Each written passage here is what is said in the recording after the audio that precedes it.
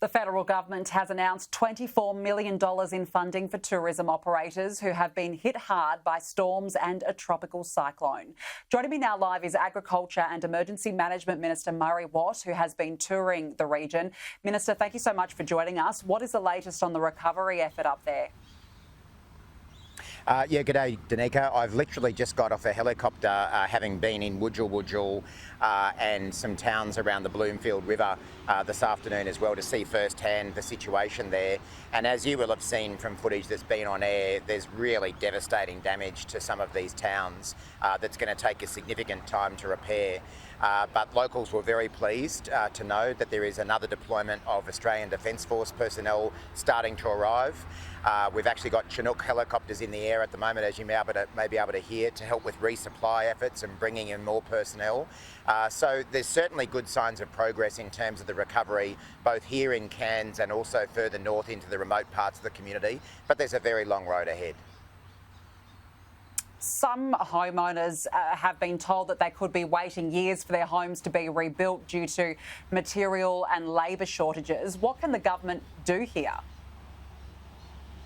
Yeah, we will certainly be working as hard as we can with both the Queensland government, local governments and private industry to ensure that the resources are deployed into this region, as with southeast Queensland, as with Victoria, that's seen flooding in the last couple of days as well, to try to get these rebuilds happening as quickly as possible. But I don't think it's any secret to your viewers that right now Australia and the whole world are going through issues around skill shortages, supply chain problems that are impacting on the construction industry, and there's no difference when it comes to rebuilding from disasters as well. But we will obviously work as closely as we can, as I say, with these governments and local industry to try to get resources in. As I say, the fact that we're being able to get ADF personnel to help clear some of the debris, improve access to roads, power has pretty much been reconnected across far north Queensland, which is great. Water and sewerage is the next priority. So we're trying to get as many personnel in here as quickly as we can to get that rebuild underway. All right, let's move on now. We know that grocery prices are one of the biggest pressures on families right now. Both Coles and Woolworths made $1 billion in profit last year each, but it's clearly the farmers and the customers that are losing out big time. Are the major supermarkets operating fairly? I don't think they are, Danica. I think they've got to be much more responsive to the concerns of Australians about cost of living pressures. Obviously, as a government, we're doing everything we possibly can to take pressure off people in cost of living while not adding to inflation.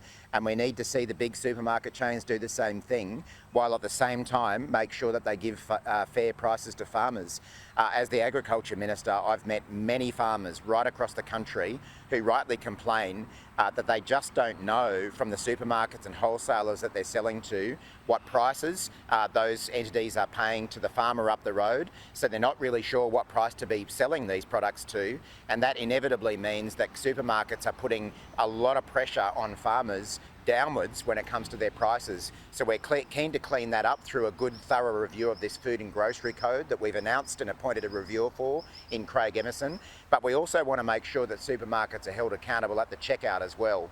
The fundamental principle we're going for here is that if prices are falling at the farm gate, then they should be falling at the supermarket checkout for consumers as well. We haven't been seeing enough of that. I've been calling on the supermarkets to do the right thing for months, and we've started seeing some improvements, but we think there's more to be done here, and that's why we've got this review underway. Well, we spoke to a farmer earlier on the show. He has walked away from a $2 million harvest because he simply cannot keep up with the costs from the supermarkets. He says that the government has been simply too slow to act. Why has it taken the government so long to even call an inquiry? Well, I guess I wouldn't agree with that. I mean, we did announce this inquiry towards the end of last year. We've now appointed the reviewer in Craig Emerson, a very well-known economist and obviously former competition minister as well. But the point is that the supermarkets don't have to wait until the completion of any review by government to start doing the right thing by consumers. I was pleased to see, after calling on the supermarkets for some time to cut their prices for meat products in response to falling livestock prices, I was pleased to see that the supermarkets start doing that when it came to things like sheep meat, but we should be seeing that across the board as well. The supermarkets have got to listen to their customers who are feeling the pinch at the moment and start doing the right thing by them and also by farmers by paying a fair price to those who produce our fruit, veggies and livestock that we need to survive. Yeah, it's tough out there. Murray Watt, we have to leave it there. Thanks so much for joining us this afternoon.